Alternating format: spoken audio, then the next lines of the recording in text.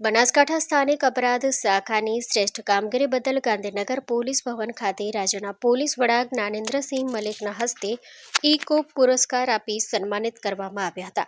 એલસીબીના નિરીક્ષક DM Rathod, ઉપનિરીક્ષક JS Gadhvi અને તેમની ટીમે આધુનિક ટેકનોલોજીનો ઉપયોગ કરી અનેક મહત્વપૂર્ણ સફળતાઓ મેળવી હતી. ટીમે ઈ-ગુજકોપમાં વ્યક્તિ ખોજ એપ્લિકેશન તેમજ ICJS પોર્ટલનો ઉપયોગ કરી બાળ તસ્કરી કરતી આંતરરાજ્ય તેલંગાણા રાજ્યની મુરુગન ગેંગના 15 જેટલા આરોપીઓને ઝડપી કાયદેસરની કાર્યવાહી કરી હતી.